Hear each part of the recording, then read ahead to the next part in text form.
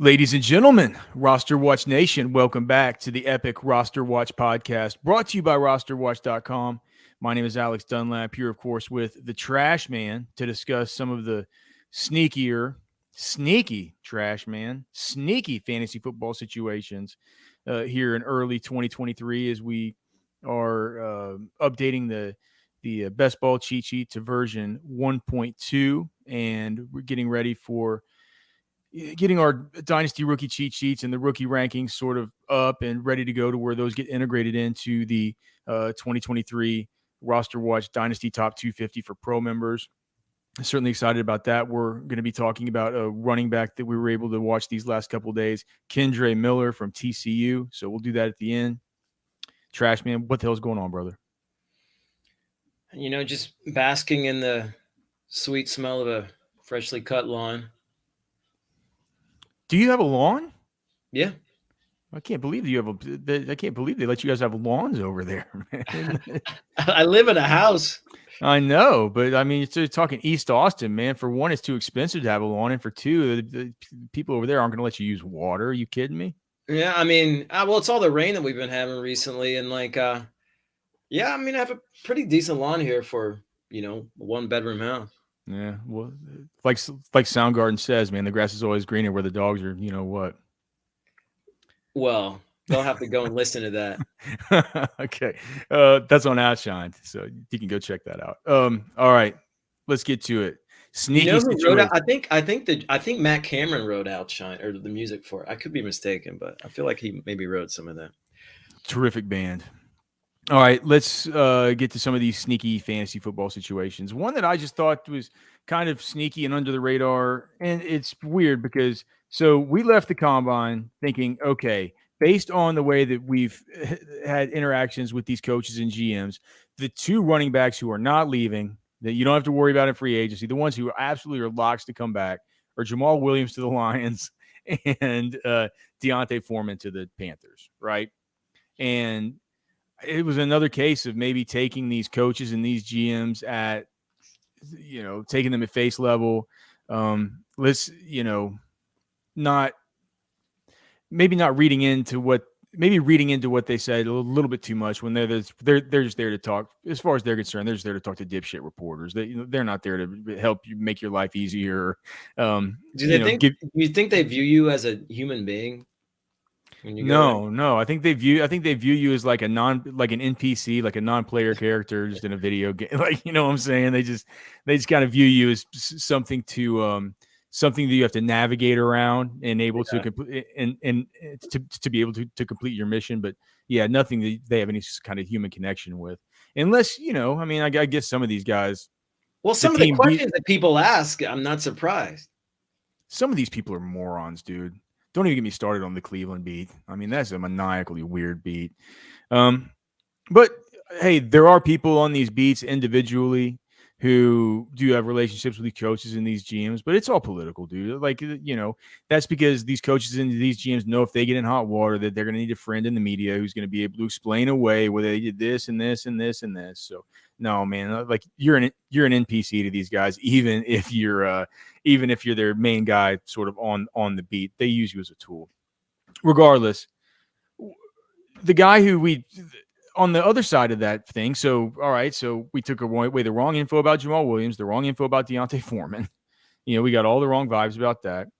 The vibes that I got that were just worse, and the guy I got way down on was Tyler Algier, because what Arthur Smith said was he literally said that you need, like, look, we thought Tyler was good last year.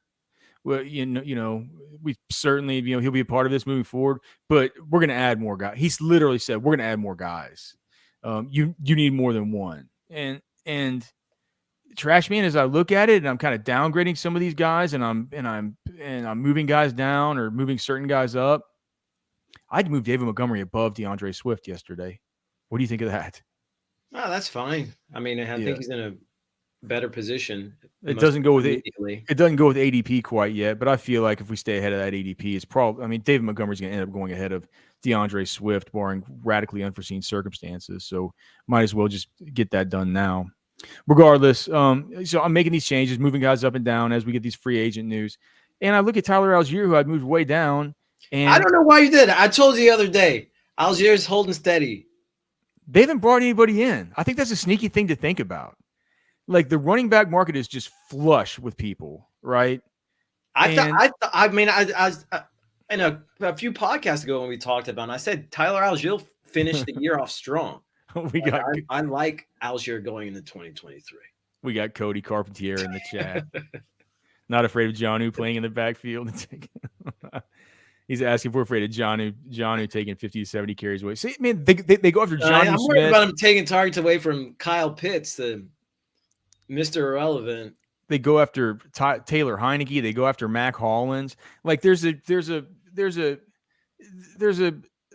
just what is it? A virtual cornucopia of these running backs available, and they don't give a shit. After they told us that they're going to bring in more running backs, and now all of a sudden I'm sitting here, Tyler Algier. It feels like I've gotten a little bit too down on him based on this idiotic conversation that I had with these guys who didn't give us the right info anyway. We were assured Deontay Foreman was coming back. We were assured that Jamal Williams was coming back. We were assured that the floodgates were going to open on Tyler Algier's volume because of what Arthur Smith said.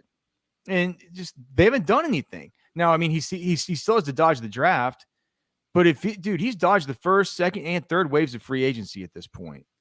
So my question for you, I mean, if I get him up, I think probably he belongs in the bottom of the tier that is a big tier. But the bottom of this tier is guys like, James Cook, Rashad Penny, Rachaad White, James Conner, and then the New Orleans guys, Kamara and Jamal Williams. I think after those two, Tyler Algier belongs there in that group before we get down into the next group, which is guys like Kareem Hunt, who still hasn't been picked up, A.J. Dillon, who was so damn disappointing last year.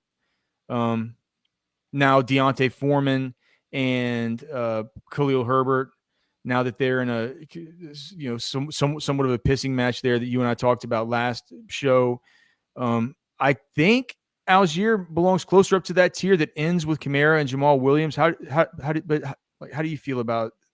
Do you feel like that's right? Or do you think is he somewhere in between those two tiers, maybe on his own?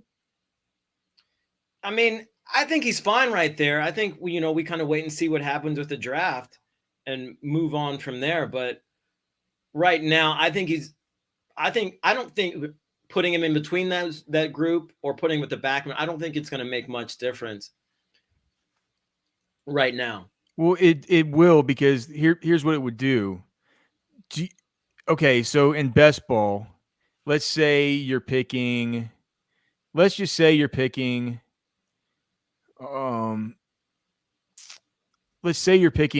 the beginning of, let's say you have like 102 or something like that, right? Mm-hmm. And you can start out with Jamar Chase.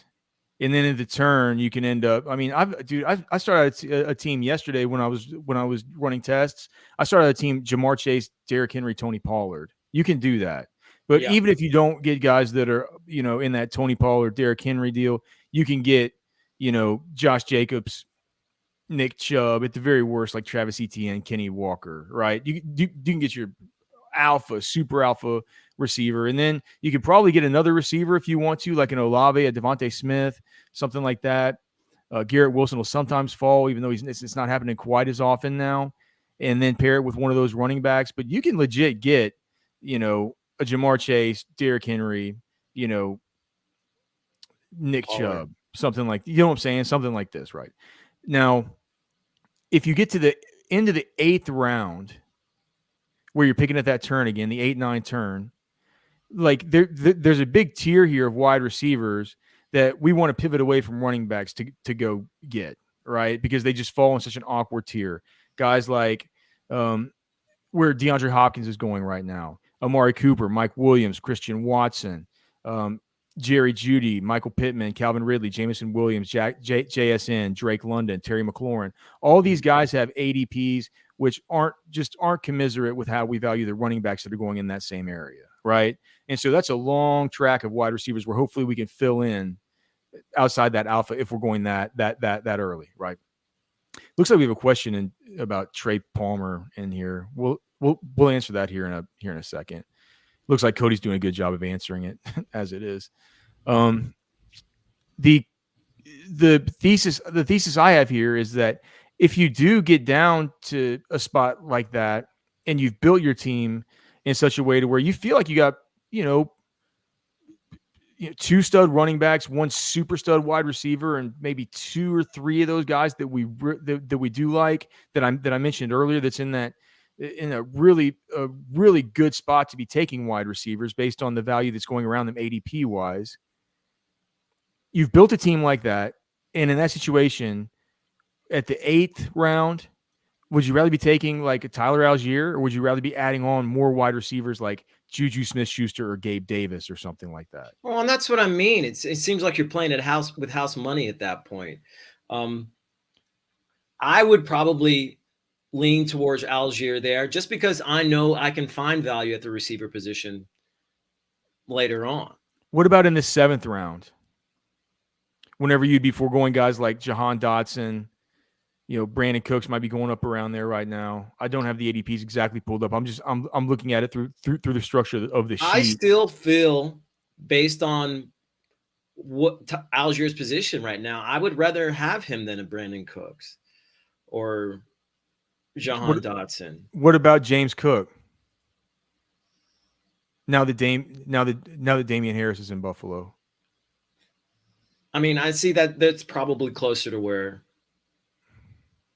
I would start, having to make some tough decisions.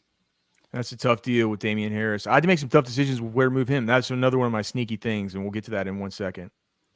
I mean, maybe he's another Zach Moss type there. Geez, no, he's not. Zach Moss sucks. Damian Harris is good. Daniel Schaefer. I mean, just in the way that they use him.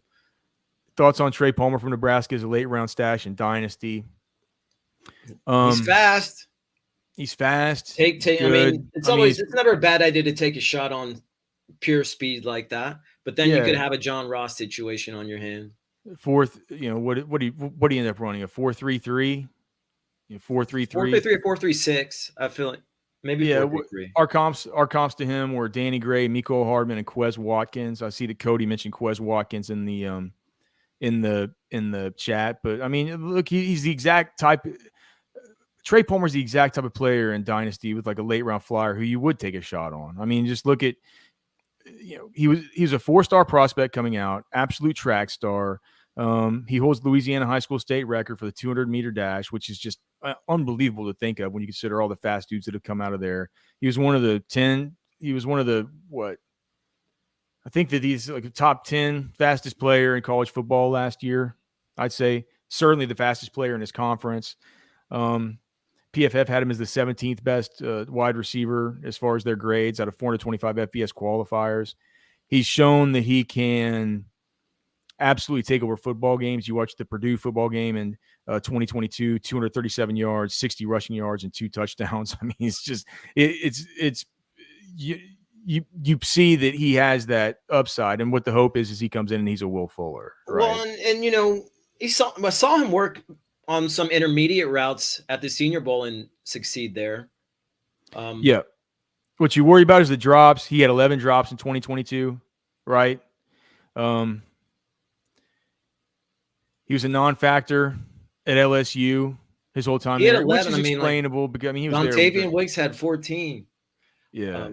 Well, I mean, this is to say that I'm not worried about Dontavian Wicks. By the way, shout out to Cody Carpentier, man. Out working these pro days. He was at Dontavian Wicks pro day yesterday. Cody, you never answered my text. Can you mention in the chat? Did Dontavian Wicks try to improve on his miserable 40 time, or did he just stand on that thing? I'd be interested to hear that. I thought it said he sent a link. It said he ran a 4.52. Oh, he did. Yeah, he ran 2 heats, and I think the fastest was a 4.52. So he improved from a 4.62 to a 4.52. That sounds like some hometown cooking and some magic to me, Trashman. We'll see. I mean, well, if that's a 4.5, that's what the tweet said. If it's a 4.52, we'll adjust that up for pro day to a 4.57. It will make the profile look a little bit better at a 4.57 than it is currently at a 4.62. But yeah, that's our take on Trey Palmer. Let's talk about Damian Harris and just what you think about him going to the Buffalo Bills.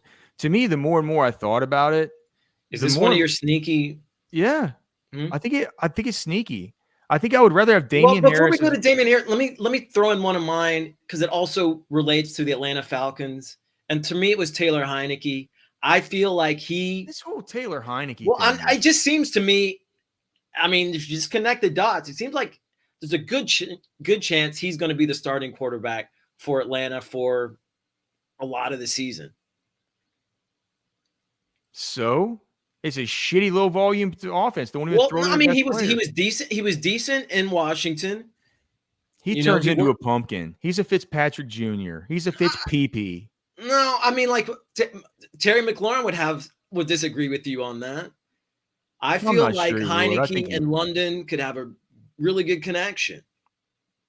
I just think it's something sneaky to look out for, especially in best balls and best ball leagues. He does lock onto his best player, unlike Carson Wentz that locks onto damn Curtis Samuel. I think in best balls, if you could get it'd be easy to get a Heineke, London, Algier stack. And it could end up paying dividends in best ball. You want to stack him with Algier? Sounds like one of those cockamamie stacks you were doing when you were doing those live streams last year, Trashman. Like, yeah. All right. Can we talk about Damian Harris now, please? Fine. Who's to say this dude's not going to score like 9-10 touchdowns in the Bills offense? I mean, he's definitely in a good position for scoring. Yeah, I started looking at it. I'm like, okay. Well, we always thought he was a better running back than Stevenson. I'm looking at these ADPs. Do I really want Alexander Mattison more than I want Damian Harris? But before we even know if Dalvin's going to be back, do I really want a slug like Brian Robinson over Damian, who plays for Washington, over Damian Harris, who's going to be playing for the Bills offense? Are you kidding? I know that there's the issue with the Josh Allen rushing touchdowns. I mean, I get that he's gonna steal them away, so it's not like he's gonna get all the goal line work. But man, he's gonna get all the running back goal line work. They're not gonna hand it off to James Cook down there.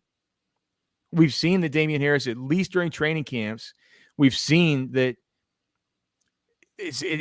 now it's never manifested during the season as much as we would have hoped, but we have seen that he's been like during some of these training camps, he's looked like the best receiving weapon that the Patriots had at their disposal. You know, why we didn't ever see it fully take place during the season is something completely different. I think with James Cook there and Nyheim Hines, it does sort of swindle that. But dude, if this guy's gonna and Hines could be a cap casualty, I believe. By the way, there's some post June 1st stuff with him that we've talked about before. But if this is going to be a situation where it's like something where we have to think about Damian Harris in the mold of being like a sort of a Devin Singletary plus type of guy, because he's better than Devin Singletary. And in that offense, he could be really valuable. I just don't see how I could take like Kenneth Gainwell over him. You know what I mean? Or Zeke, who hasn't been picked up yet. Absolutely. Elijah Mitchell, who is CMC's backup. I mean, he should be going ahead of those guys. He should certainly be going ahead of the Miami guys. He should be a different tier than the Miami guys.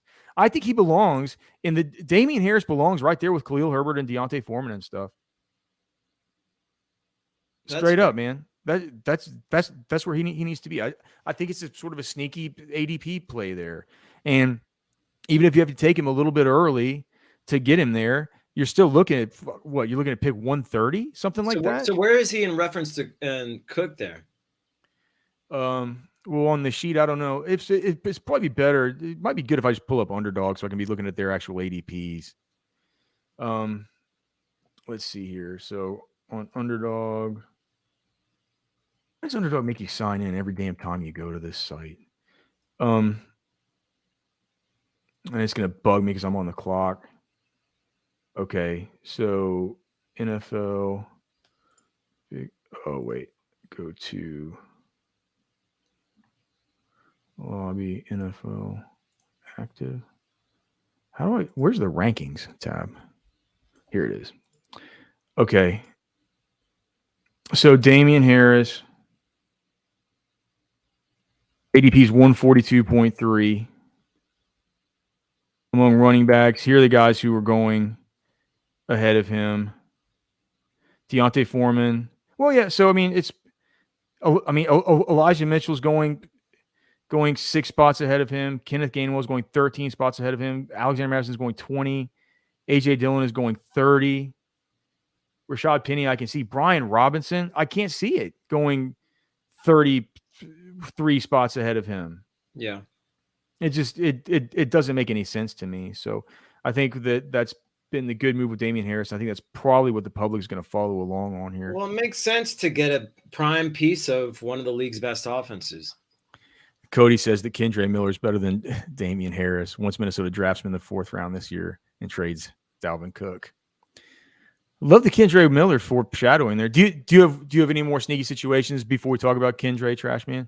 I had a couple. All right, let's hear them. One is Mike Gesicki in New England. Dude, people talk about this like it's the worst thing they did since sliced bread. Or wait, the worst thing since no, it's the best thing since sliced bread's the analogy, but people talk about it like it's I guess whatever thing. Is the opposite of sliced bread is, I guess, the analogy then. Unsliced bread. The worst thing since unsliced bread.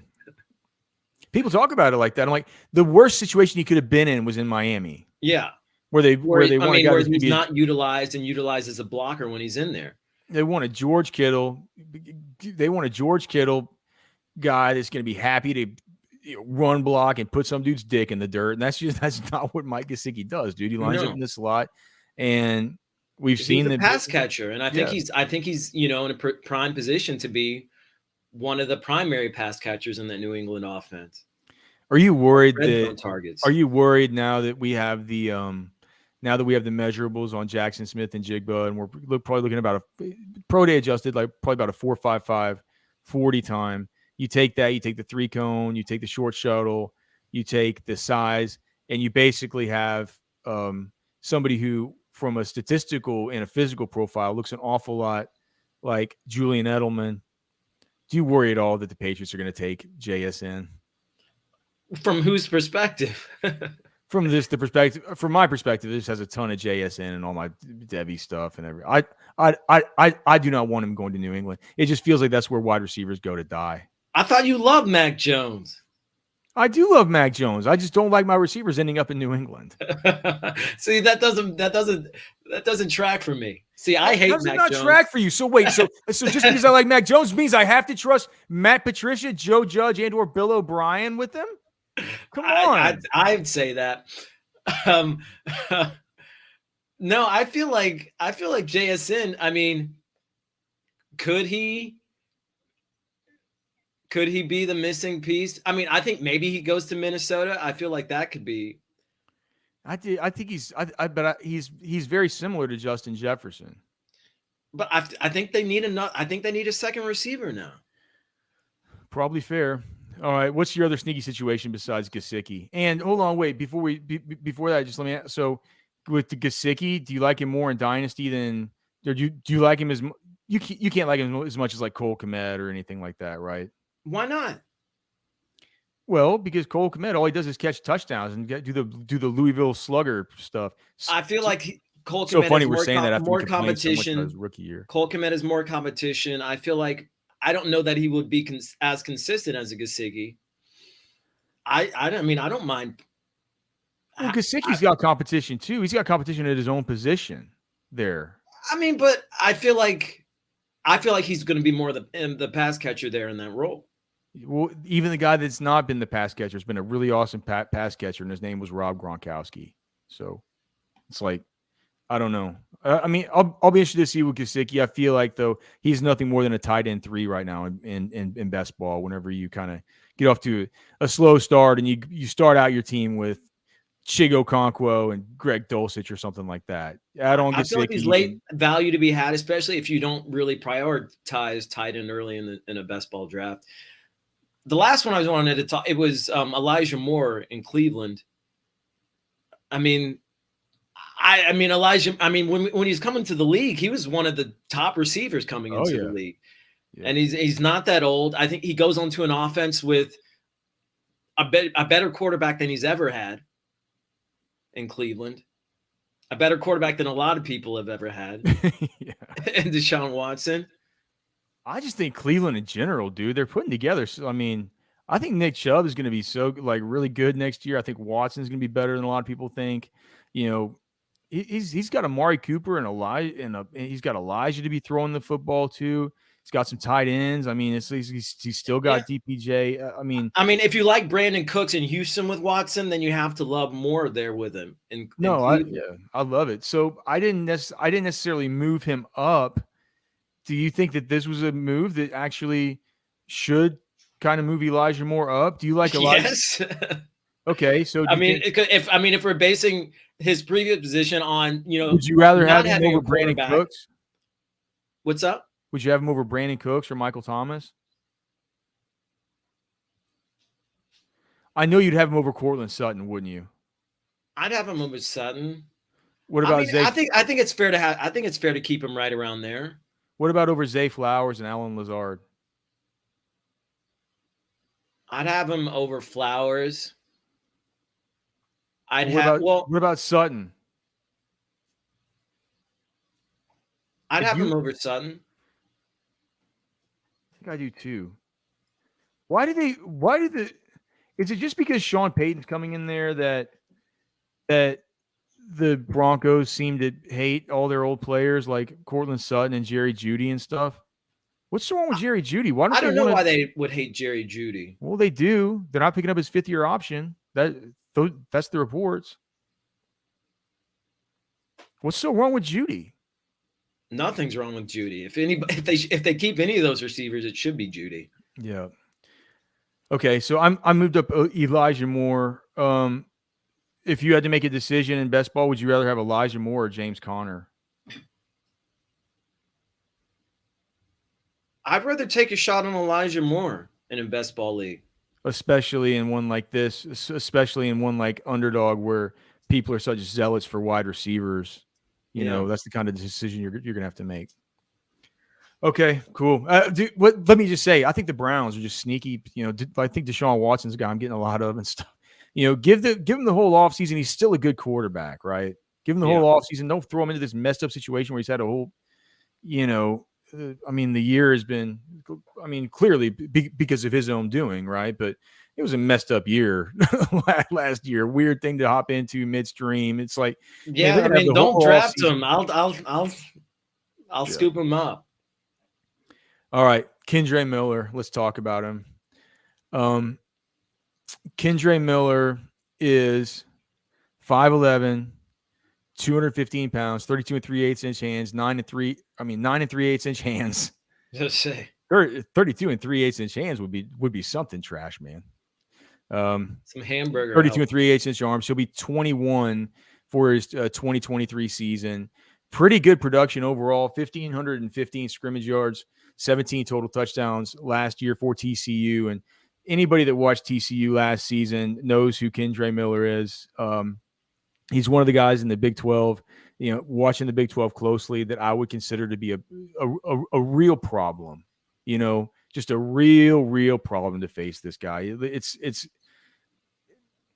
Texas had a lot of trouble getting its run fits versus TCU.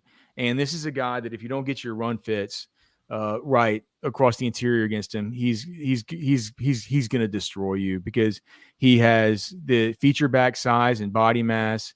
He's quick. He's got great balance. He's got great feel for the flow of the game. Great like spatial awareness. Patient runner. Yeah, and a creative runner. But what makes him creative is his patience. He's got elite vision. He's decisive. He's quick. It's a really terrific ability to navigate through traffic. Really good at forcing missed tackles. I had this in my write-up of him. It was what is it? He was top 12 out of 255 qualifiers per PFF and forced missed tackles during 2023. They credited him with 109 as far as career forced missed tackles. That's on 353 career carries, and also a pretty excellent 3.8 yards after contact per attempt. So he's not a guy who's going to kill you with his raw speed, but he is a guy that, like I wrote up, man, even when these DBs take really good pursuit angles, the way that he can accelerate and sort of dash into space and find space and stuff, he's got the maniacal, frenetic running style that reminds me so much of Kareem Hunt back when he was in college. That was going to be my initial comparison, but I feel like maybe he's not quite as much of a bull in a china shop as Hunt was coming out. To me, he reminds me a little bit of an Aaron Jones. Why did I think you were going to say that? Is it just because he wears 33? No, I didn't even realize. I didn't realize that. For some reason, I thought Trashman might say this is an A Jones. The one thing that the things on his profile that the reason he doesn't remind me of an A Jones is because here's the thing about A Jones. He was a problem too. Like even playing for UTEP, that guy was a problem having to play that guy. You're just like, man, this guy's the best player on his old team. Is that he was not used quite as much as you'd like to see in college as a receiver. I think his best target share on a season was last season, and it was only what was the target share last season? Target share last season only a 5% market share of team receptions for him last year. So it's not the best market share as far as receptions, but if you look at it, that offense that Dykes runs, this isn't a Jimbo Fisher offense where they run out, where they do these Isaiah Spiller and Devin A-Chain stuff. This is an offense that they dump the ball off to him plenty. I mean, he looks fine catching the ball in these dump offs and these screen passes and stuff. Watch these games, they don't design things up for him, but they don't design things up for the running backs really too much at all. Yeah. They have good players on the outside like Quentin Johnson and Darius Davis and the rest. So I'm not that concerned about it. Maybe one concern is his legs are a little bit skinny. Maybe that's kind of Aaron Jonesy about him. Legs are a little bit skinny. Yeah, just watching him run. I mean, the pass catching, that's its own thing. But watching as a runner, he reminded me of Aaron Jones. Yep. And then, of course, the very important thing is that he's coming off an MCL sprain that he suffered versus Michigan in the college football playoffs. What I'll say about that is all week people were just talking about, is Kendre Miller going to be able to go against Georgia, right? Is he going to be able to go? They're going to test it out. The report didn't come out till 6:30 on the night of the national championship game that Kendre is not going to play. And it was a big report because Kendre was a big reason for the unprecedented success that TCU had in 2022. So I think we've seen through the course of the Senior Bowl and through the Combine and all the rest of it, I mean, Max Duggan wasn't the one who was responsible for a lot of this. It can't be all on Quentin Johnston's shoulders. I mean, this is the pounding heartbeat of what made that offense go is Kendre.